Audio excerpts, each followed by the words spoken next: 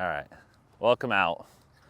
Max, Rory, nice to meet you, man. Nice to meet you. Welcome out. Thank you. Ready to change your life. All right.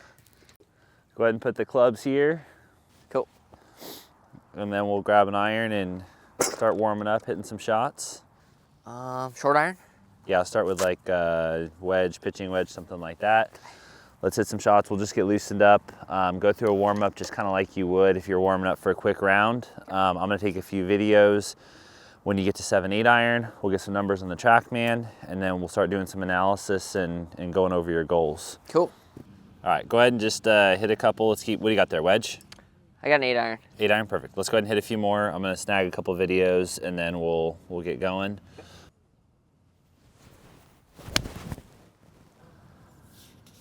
How's that ball flight compared to normal? That was a rare straight.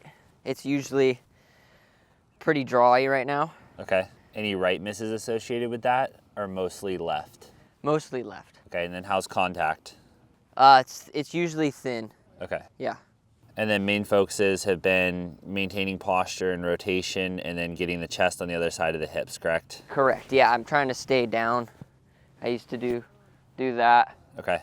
So I want to be just more stay down through it. Okay. Perfect. Let's get another one here.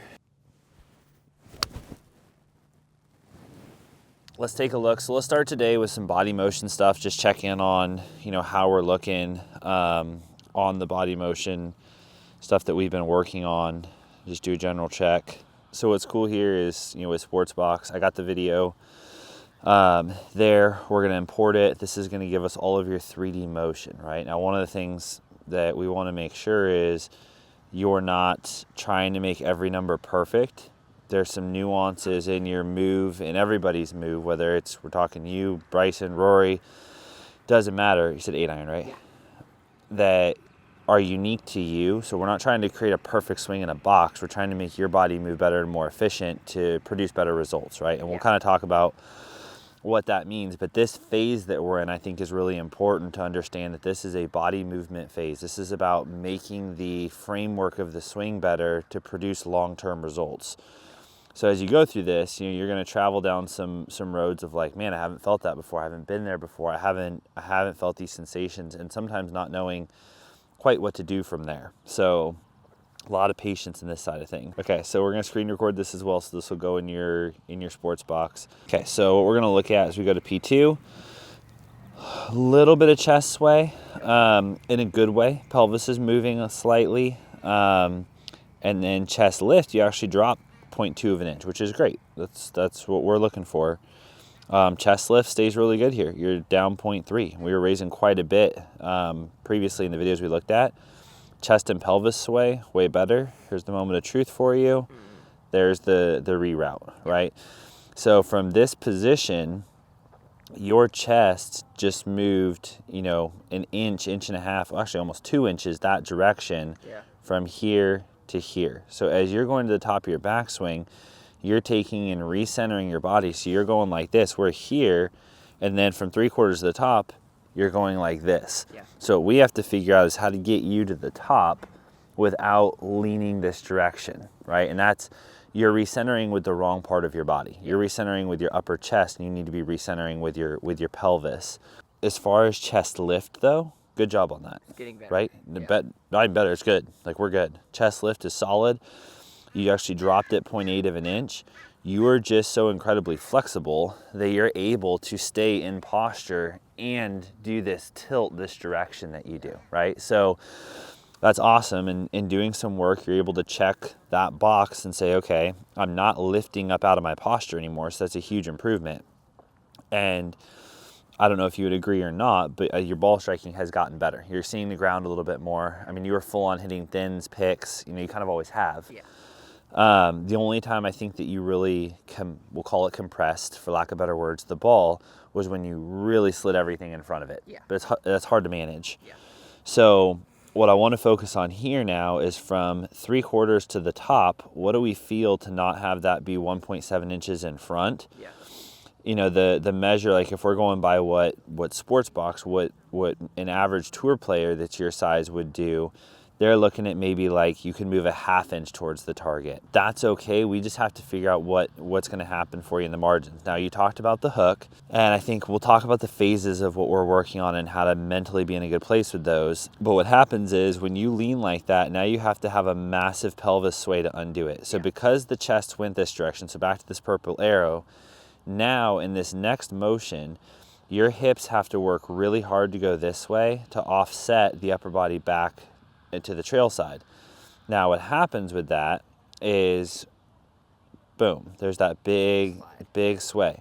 Now when I slide like that, I get here, I'm gonna slide everything this direction, it drops behind me and I'm stuck.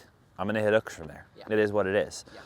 So like I know you mentioned grip earlier when you pulled up, but that's not an incredibly strong grip. It's on the stronger side. Yeah. Believe it or not, a lot of great fade players have really strong grips. So we have to get away from the old school teaching of, oh, if I strengthen my grip, I hook it. If it's weak, I fade it. Yes, absolutely. If you stand there and you just strengthen your grip a ton, you're probably gonna hook the first swing, for sure. But it doesn't mean that that's how that works. Now, there are some players that have weaker grips that hit fades, but if you're gonna have a grip weak or strong, strong is easier than weak. Okay.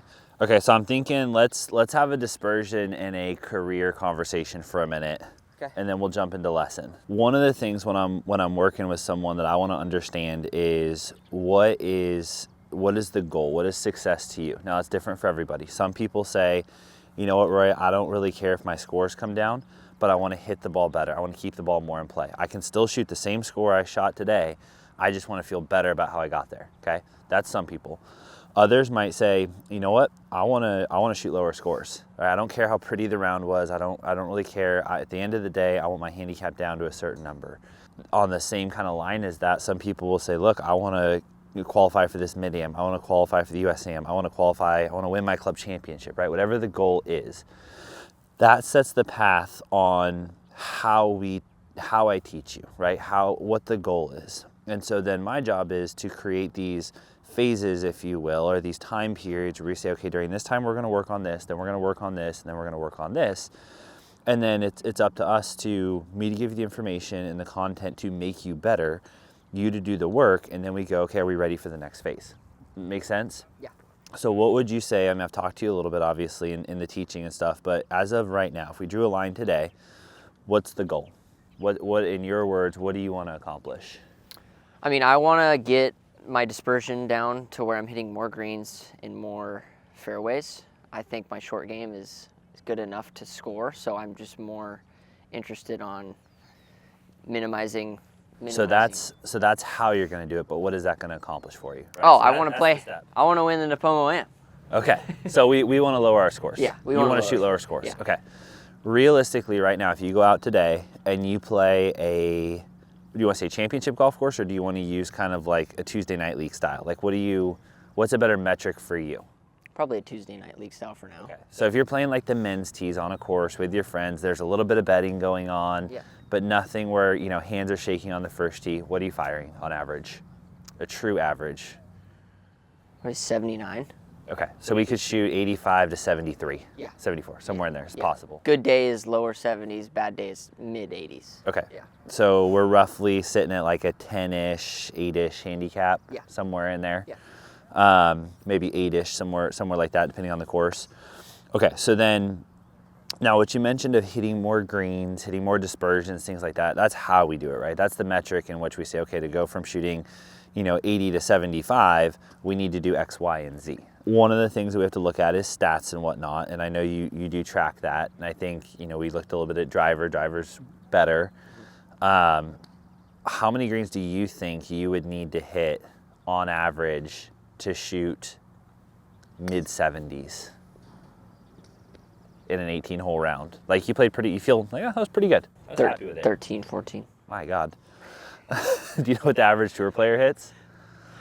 No. Let's see if Siri knows. Hey Siri, what's the average green in regulation per round for a PGA Tour player? Let's use ChatGPT. It's going to be like 7.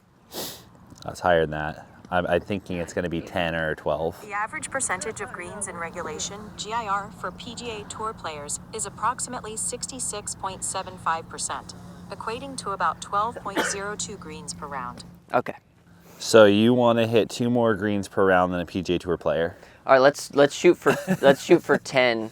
Okay. 10. That I can work with. Yeah. That I think is a good goal because I will say they are playing harder courses than you. Yeah. They have longer holes than you. They hit the ball a little further and it offsets. They're on the PGA Tour. So there is a difference there for sure. If they played, Monarch Dunes from the combo tees, they would probably hit 15 greens. Okay. So keep that in mind. I do know that. And the reason we do that, everyone has the expectation they should hit more greens than they actually do. Right? PGA Tour players are very good ball strikers, but from about roughly 160 is where they have a 50% chance to hit the green. So what do you hit 160? 8 iron? 7. 7? Yeah. And if you miss the green with 7, are you a little frustrated? Yes. You statistically have about a 50% chance to hit the green. So you should be like, well, that's the one I missed. Okay? It makes me feel a little better. So this is where I think we get this too high of expectations to shoot the score. We're looking at the wrong areas of the game to get where we want to go. Or we're putting too much pressure on those areas. And then what happens is on hole 2, you miss the green and you're like, oh, my golf swing, I'm hooking it, my grip, this, and then it wrecks other holes on the round. Whereas if you miss the green from 170, it should be well, that's actually not in a bad spot. I can chip that close. Now, if you miss all the greens on the front 9, probably a little bit of a red flag, like something's up, right? But we can't have such a big reaction or such high expectations. So if we say 10 is your average, and I would say that could, on any given round, that could probably move 2 or 3 greens either direction. You should be able to hit 7 greens and shoot in the 70s, and you should be able to hit 13 greens and shoot around par, right? That's gonna be the goal. Okay, so we'll use 10 as the metric. Driving wise, I don't think we have as big of issue there. You might be kind of picky with ball flights, but I don't think we have like a massive issue there. Driving just needs to be in play. That's an easy metric. Did the drive inhibit you from being able to hit the green? If so, that's a missed fairway, if you will, right? I really don't care. Like if you're in this grass versus that little bit of rough, it doesn't make a difference. It's not the US Open. So what happens then is, if we hit a drive and, it's drawing too much. Well, that's okay. Like we're able to hit a shot in, right? I'm just grateful that I got away with one. That's the way I look at it. So I'm on hole 10 and I snap one a bit, but he gets around the corner and stays up. I'm like, whew, that's awesome. I got away with it, right? So a mentality change. So we will 100% focus on that. But I want you to have those numbers in the back of your mind. And as soon as you start having that kind of like firing, frustration start to happen, take a deep breath and say, wait, hold on. What was my yardage?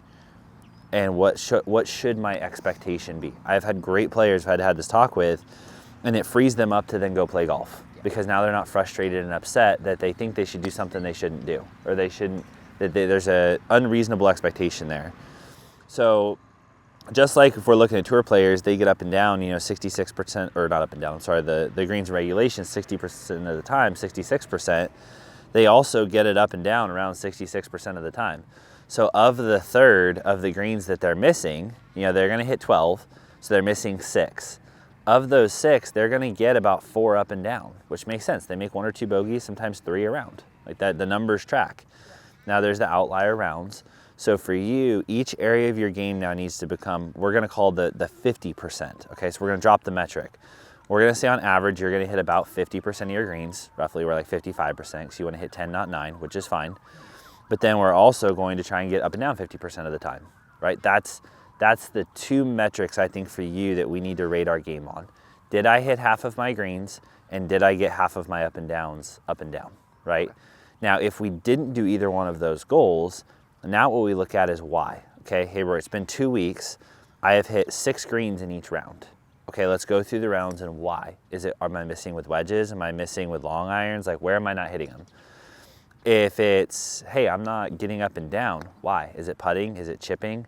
With the green side of things, am I not driving it? Oh, I'm hitting like 6 bad drives and I don't have a chance. Okay, that's tough, right? With the up and down side of things, am I able to get the ball up and down? Is it putting? Is it chipping, right? So you see how we look at it. We break it down now, right?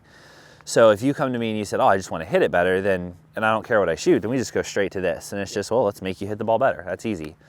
But now when we're talking about how to score better, it's both. okay? And so as a player, you need to understand that. So what I want you to do when you're out there, start tracking, like at the end of the round, look at up and downs and green fairways, up and downs, greens, regulations. Super simple stats. They don't tell a great story, but they tell enough of, did I get my 50% mark? Yeah. Does that make sense? Yeah. And I want that to free you up a little bit mentally, so you're not feeling like, oh, swing this, oh, swing that. You shouldn't even think about your golf swing until you're out on the range working on it. Yeah, because I definitely will. I've thought myself out of some good rounds. Yeah. For sure. Especially, I have been through that as a player when I was younger, where I was so ridiculous that I would hit a shot, ridiculous in a bad way. I would hit a shot, and I would not like it because it hooked. I wanted to hit a fade 5 yards, and it drew 5 yards, and I was 25, 30 feet away on a 180-yard hole with a 7-iron, and I'm mad about it. Like, what am I thinking? Yeah. Like, I have a putt from 180 yards. This is awesome. Yeah.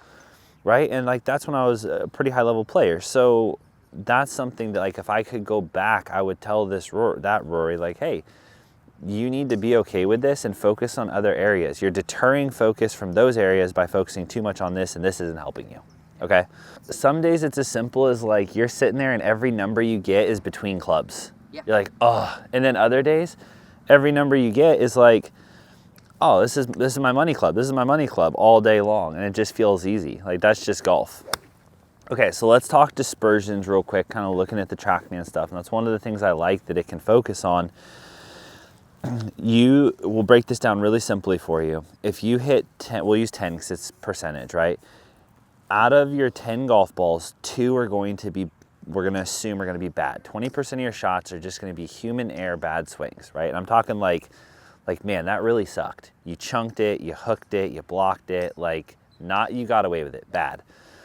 And then out of the remaining 8, what we want to look at, most of those should be within about 7 to 10% of the shot distance, okay? So if you're 100 yards away, those balls should be within 10 right, 10 left, 10 long, 10 short. Now, if you get a little better on your ball strike and we improve it, it should be about 8%, 7%, 8 yards long, right?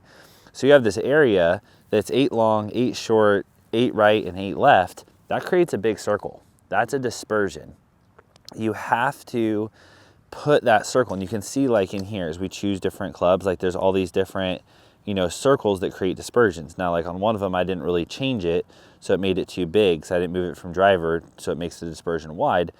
But these dispersion circles here, right, those create dispersion. So like this one, there's a dispersion. The blue one's down there, that's an 8-iron going anywhere, roughly looks like the average is about 120, 130. Now there's one long left over here that's out of dispersion. This one's out of dispersion. That one's out of dispersion. But this is a decent amount of shots here, right? So what happens, that's probably 20 shots. And yeah, there's 3 or 4 that are pretty bad. But look at how right in here in the middle, that's grouped together.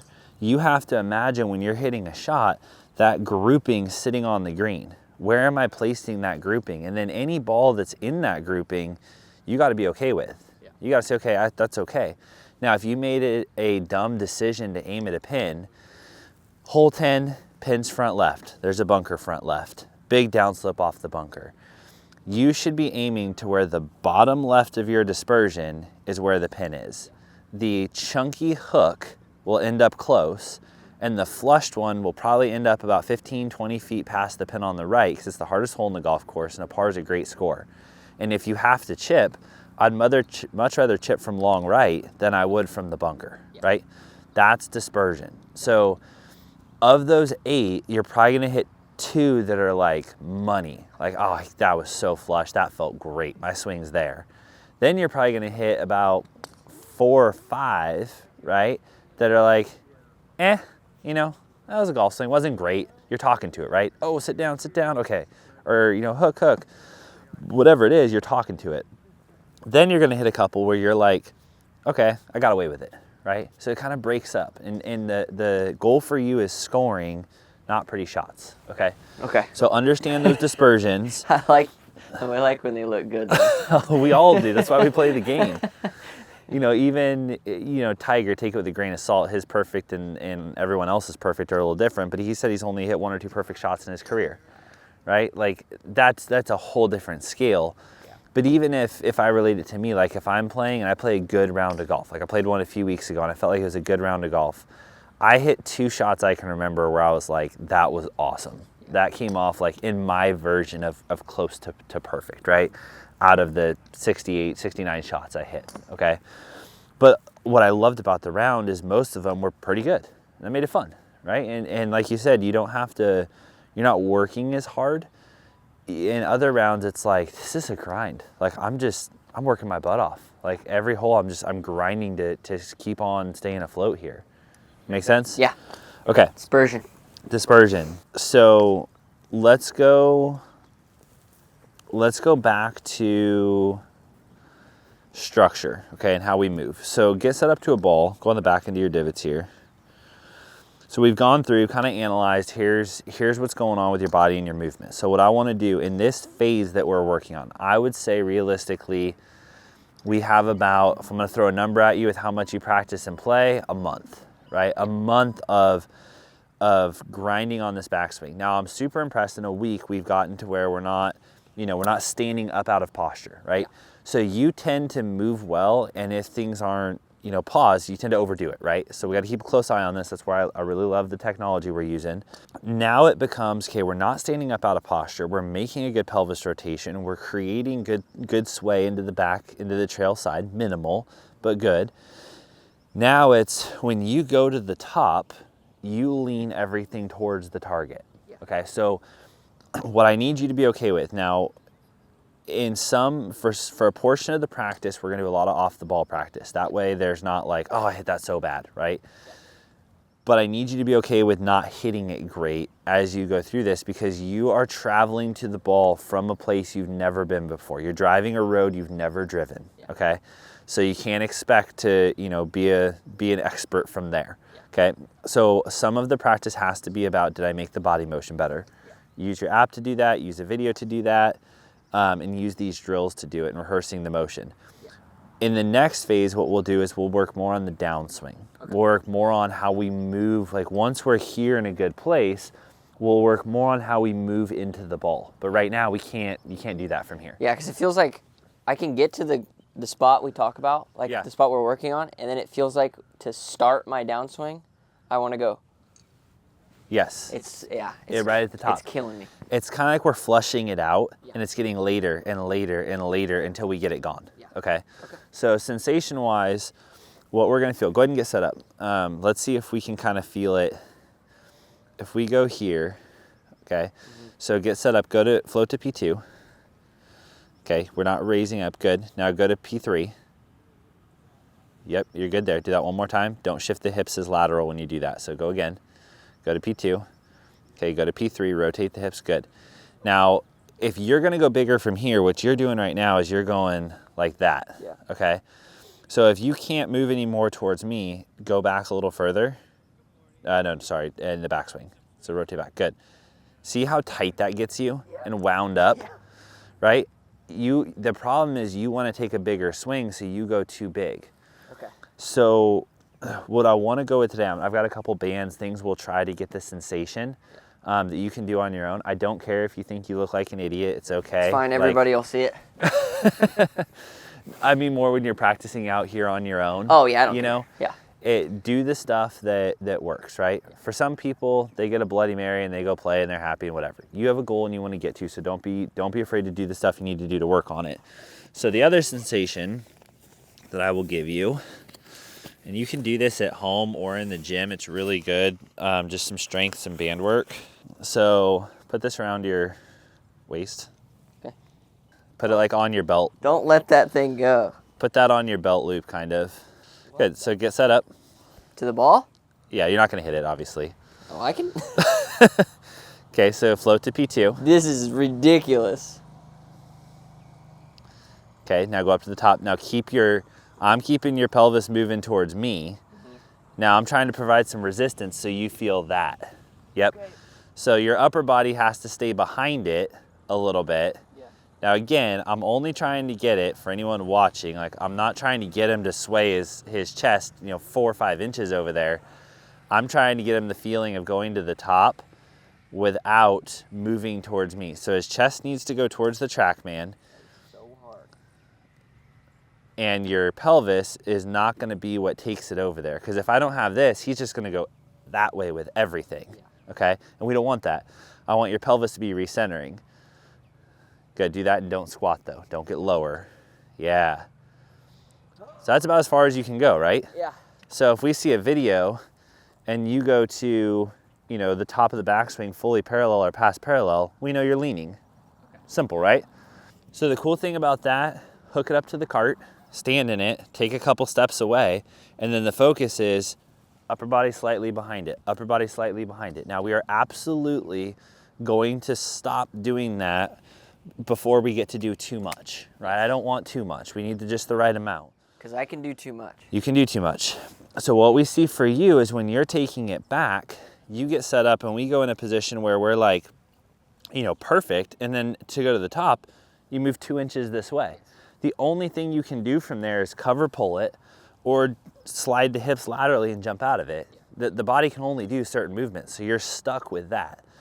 So what I'm looking for before we go to like results, even if you go out tomorrow and you hit 4 greens in regulation, I don't care right now. This phase is all about making your backswing in a really high quality position so that we can work downswing. Yeah. So let's go ahead and get set up. We're gonna hit some. What I want you to do is you're gonna go to 3/4 right here, and then from there, you're gonna imagine I've got that band around you and you're just doing a little here and then go through and hit it, okay? We're doing it like maybe 70% speed. We're not trying to crush it. Don't know how to do that. Okay, go to 3/4. Good. Now stay behind it. Yep. Go? Yep. Good, let's go again. What I love about this is when we put the body in the right positions, there's gonna be some stuff in your downswing that is fixed just by being in a better backswing position. Yeah, stay there, good. Yes. I don't care that it hooked. I care. I know. You're the problem. It's me. All right, this one's gonna go straight though. It doesn't matter if it goes I'm straight. just joking. Joking. I don't care if it goes Okay, so straight. P2, and then I go like this. Yep. I get behind it. So boom. You don't really have to stop at P2 if you don't want to. Okay. You can do it. There you go. Here? Yep.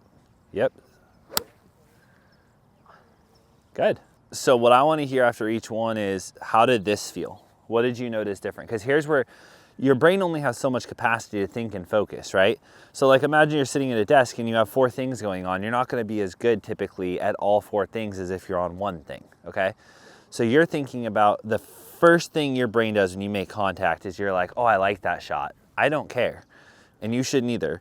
The first thing your brain should do is like, oh, that, okay, I'm getting this feeling or that feeling, whatever it is, right? Yeah, I just want to be that. So I don't want to stop at P2. It's up to you. You can do a stop at P2 and P3, but if you feel like P2 is good and it's not an issue, that's too big. Too big? Stop at P3. That's arm parallel to the ground. Okay. So boom. Pause there. One more time. I'll show you where P3 is. Go down to the ball. P3 is this. Okay. Right there. Okay. There you go. So at P3 I should be. Then as you go bigger, that's going to be the feeling. Yes, is that your chest stays behind it. Yep. Yep. Okay, good. Let's go again. So, like, as much as, you know, if you're watching this, it looks like, you know, real technical teaching, right? The technique in how I do is I want to describe to you the motion. Now, if you're someone that's like, I can't understand any technique or I can't understand how, you know, my body, I don't want to even think about it, then that's fine. I can teach you drills and things like that and not tell you what we're changing. But for you, yes, this sounds technical, but here's where we need to transition it to a feel, right? As a player, you need to have a feel, a sensation. I can talk numbers and all this stuff all day long. If it doesn't translate to a feel and something actionable that you can take to the golf course, we're not making you better, right? We're just making a robot. So that's where I want your brain to be, is on the feel, not on the result of the shot. Good. That was better motion.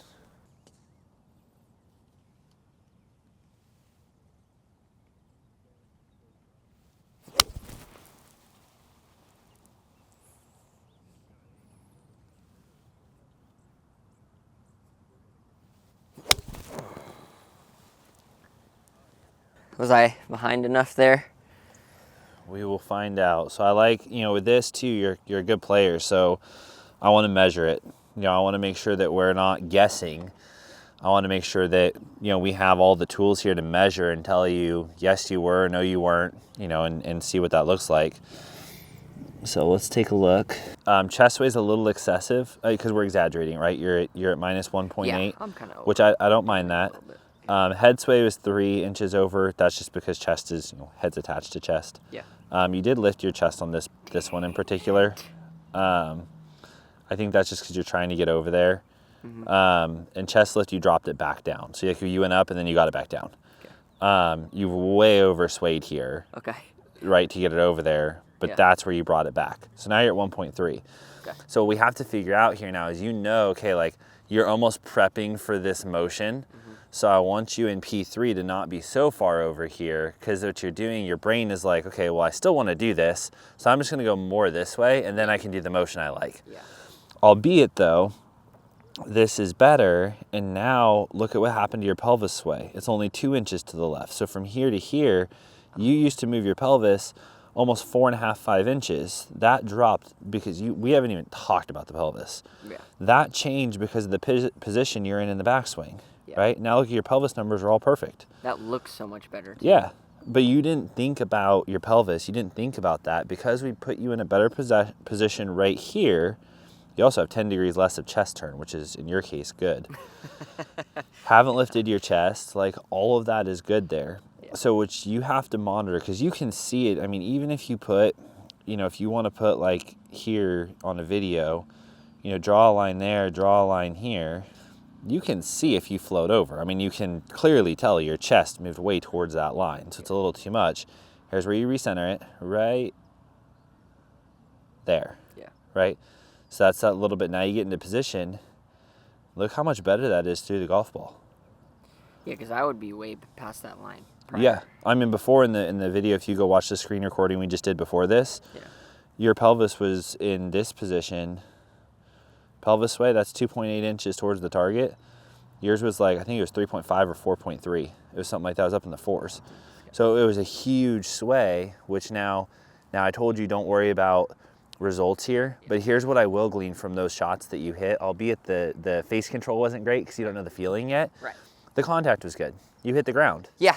Yeah, I'm making divots. Yeah. Okay, so here's where I'm going to give you a little room to look at ball flight now. So let's pretend you've worked for, we'll go by a bucket size. You're going to do a 2 token practice, which that should be 2 tokens should take you probably over an hour to hit. Yeah. Okay, so, and I don't think it does right now. So that means you go back, you get some bands, you do some work, you hit 3 or 4. You're trying to change the way your body moves, right? A lot of off-the-ball training for that. Because when we just make a golf swing, it happens so fast. I don't know always what happens there. So that's number 1. Now let's say you're through the majority of your bucket and you're like, you know what, I got to play golf tomorrow, right? And I need to have a ball flight control. Let's tighten up the end side at 3/4. And let's feel like we get a little bit more just right out in here with face control and respond. You are a good enough player. You know what it feels like to change your path one way or another or release the face more or less. Yes. Respond to the ball flight you're seeing by changing those dynamics in the swing, but from this good position. Yep, behind it, stay behind it.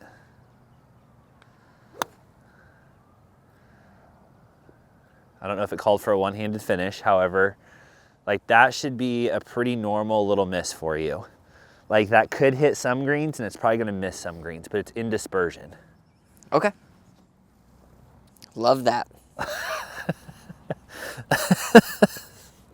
Yep. Again, I wouldn't be jumping for joy about it, but that probably is gonna be 10 feet for birdie. That's like, and I know you don't like that golf shot. I know you're gonna be thinking like, oh, I didn't do this and I didn't do that. The worst person to play in a match or against is the guy whose misses look like that. Tight little draws that land 10 feet. And you're like, really? This guy's missing it and has birdie putts. Okay, so let's go again. Yep. Good. So that was too much of this. You shifted the whole thing over, and once you did that, you couldn't get back. So again, result oriented. If you lay the sod over it and you felt that, now you know what to do different on the next one. That's where you can learn from some results. Yep. So now what I would do after that dispersion, you just hit 5 shots. That was your best one by far. Yeah. Then that one I would give you like a scale of like 7 or 8 out of 10. It had everything but the solid contact, right? Yeah. You had 1 god-awful one, and you had about 3 mediocre, right? That's normal dispersion. The only one you didn't have in there was that like, oh, I flushed it, right? You missed that one in there. Yeah. But like that plays. You should be able to shoot, like I could go out and shoot 74 hitting it like that. You can too. Yeah, and I think part of it is like, I'll have those shots, and instead of just being like, all right, I have a birdie putt, I'll be like, that was terrible, and I'll start tinkering. You get down on the shot and then tinker with the game. Only thing I will tell you in P2 is let's have the face a little bit more like this versus so hooded, okay? Oh, so like... It wasn't your grip that was making the face shut, it was the fact that you were just hooding it. Yeah. There you go. So when we kind of float the arms to P2, yep, more in there. Okay. Now I don't want it wide open, I want it matching spine angle. Yeah. Yep.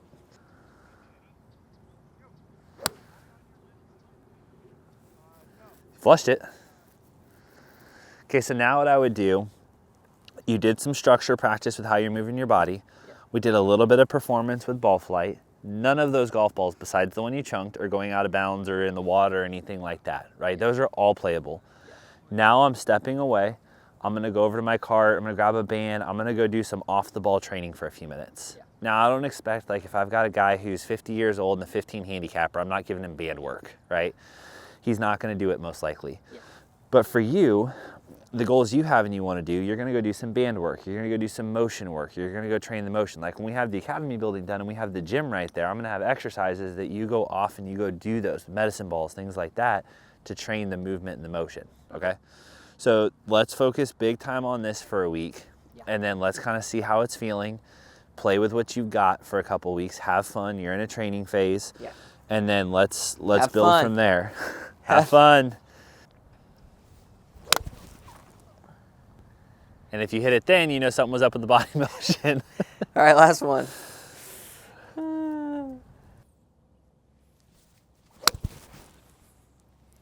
I can feel it. I'm fighting which is good, but like I want to get over here so that you can do the motion you like.